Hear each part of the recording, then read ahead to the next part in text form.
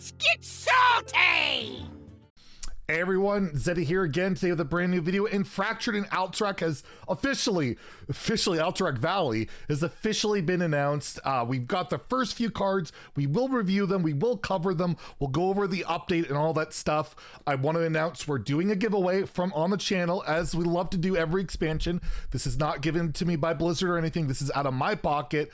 I will be giving away both. There's going to be like a 50-pack pre-order and an 80-pack pre-order. I will be giving away one of each out of my pocket. There'll be more giveaways to come. There'll be more giveaways to come later on, but we're going to start with this. And all you have to do is like, comment on the video, and of course subscribe to the channel, and we'll pick some winners. But yeah, Alterac Valley has been announced. Really exciting stuff. We already went over it earlier that there were going to be hero cards and all that, and that's all been confirmed. And well, we have the latest update. There's the trailer. You can check that out. I'll link it below. Actually, I'll just link this article. You can find it in there. But this basically is the patch notes coming up. We've got the new board. Looks very nice. But here we got new cards. Let's take a look and let's rate some cards based on what we see so far. So we have, to start off, we have Light Forged Carrier. I'll try and zoom in a little bit here for you guys on this to make it a little bit better. I want to get this out to you as quickly as possible. We have Light Forged Carrier. It's a new hero card, mercenary hero card for Paladin. It's 7 mana, you gain 5 armor, so that's the same as regular hero cards outside of the Dr. Boom one. Battle Cry, deal 2 damage to all enemies. So that's that goes face. That's all enemies, not just minions. And you equip a 2/5 immovable object, which is a 7 mana weapon that doesn't lose durability. Your hero takes half damage rounded up. So this thing, my goodness, like, I guess it just doesn't lose durability ever. Like, ever. It's an infinite weapon. You basically take half damage for the rest of the game. That's kind of insane. That's actually pretty cool. Very control-y. I like that. And I'm assuming it loses durability if you hit face, but maybe not. I have no idea. That's kind of crazy. And then you have a new hero power. 2 mana, give a random minion in your hand +4/+4. So this is like the ultimate late game hand buff value card. You just buff up some rush stuff, you buff up the new chart, Mr. Smite, do some incredible damage. Yeah, and you just buff stuff up. And Paladin, I don't know, this feels very thematic for Paladin. It's got control-y aspects to it, it's got a finisher aspect to it. It's got an AoE aspect to it in terms of, you know, you're playing it, you can defend yourself, you equip this weapon immediately, you can hit with it, take less damage. I'm going to say this is going to be a solid card. A solid card. I'll give it a 4 out of 5 for Standard and Wild. Like, you can run this in Odd Paladin. I don't know if you want to get rid of your hero power there, but it's just a really cool card. I like the aspect of it. More late game based. 7 mana. We'll have to see if we can survive to 7 mana in this meta. That's the thing that's kind of been scary, but I mean, this gives you ways to survive, so that's a good start. We also have Wildheart Guff, 5 mana hero card, 5 mana with 5 armor, Battle Cry, set your maximum mana to 20. So that was leaked.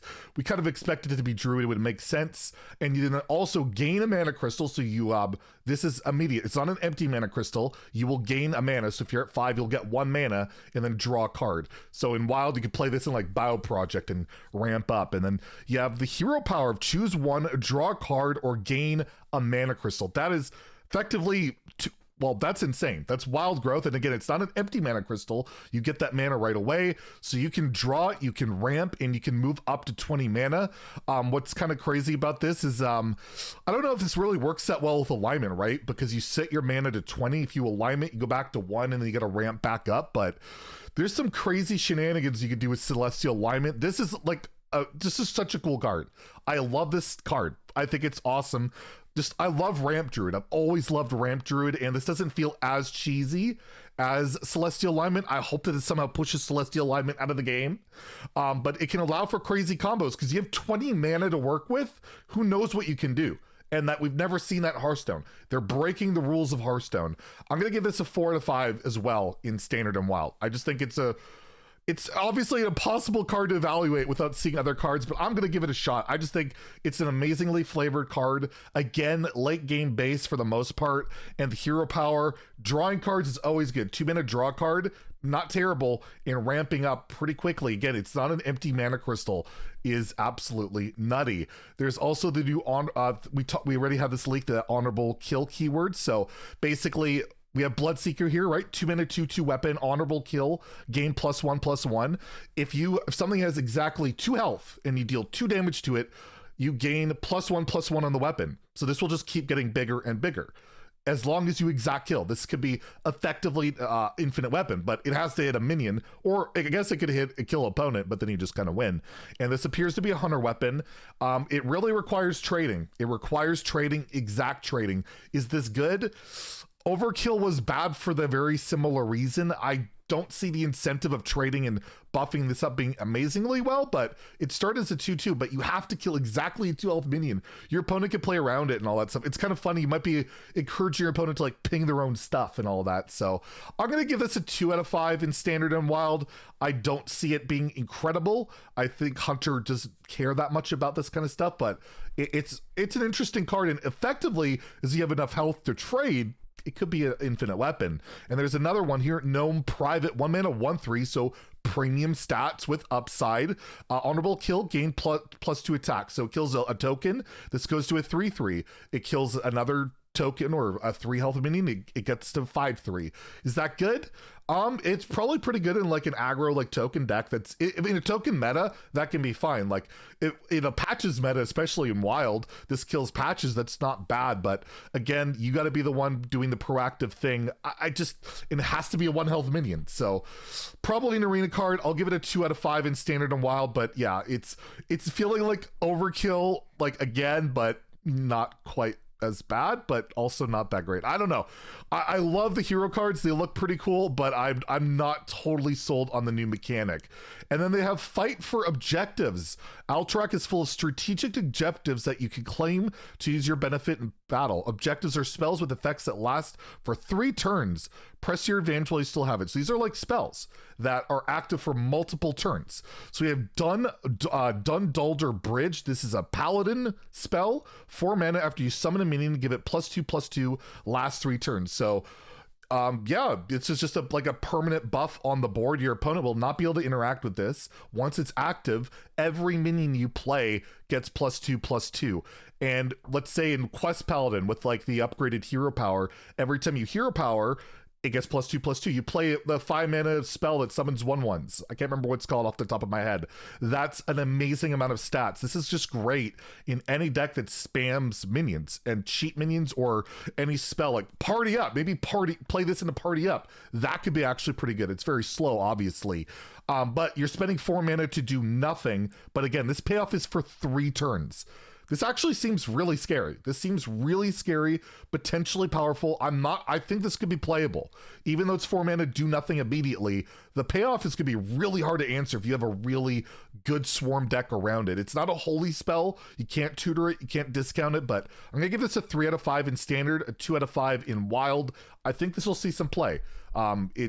The stats, that's a lot of stats over 3 turns that your opponent has no say in whether you're developing or not, other than just, playing Counterspell or Oh My Yogg before this comes out. And then we have Snowfall Graveyard. This looks like a rogue spell. Again, same vein. We're going to see more spells like this. 3 mana, your Death Rattle triggers twice, last 3 turns. Dane will love this card in wild with like big rogue. It's incredible. You play this into like the Cabal Illusionist on 4, that you're getting 2 1/1s that could be insane. Like there's a lot of potential with it. You also have, the weapon and the 4 mana weapon that triggers death rattles. And yeah, again, this last 3 turns. So you have to play this, you have to play death rattle, and then it has to die, and you need to get good enough value for that to be worth it. There's currently nothing in standard, at least as of right now recording this, that makes me see this working anytime soon. But it's a really interesting, crazy card that can really snowball if the right death rattles are out there. Plus, maybe with the lone shark getting a bunch of coins over a couple turns could be ridiculous.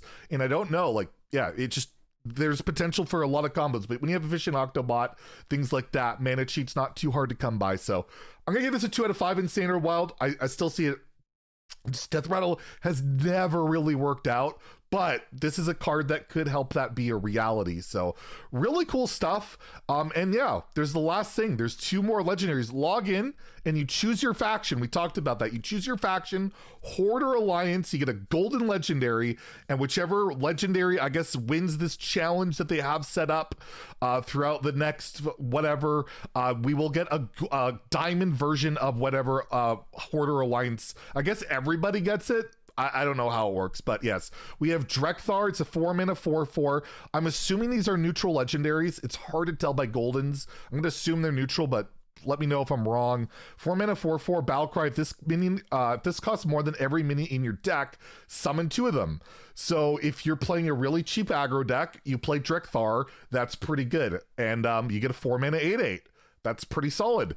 It's only good in very aggressive decks or spell-based decks because it's minions, right? If you're running a minion deck or spell deck, you could just throw this in there as just a stat bomb and like Spell Druid. Maybe that's worth it. So cards like this have always seen play. It'll find a home somewhere. A 4-mana 8/8 is good.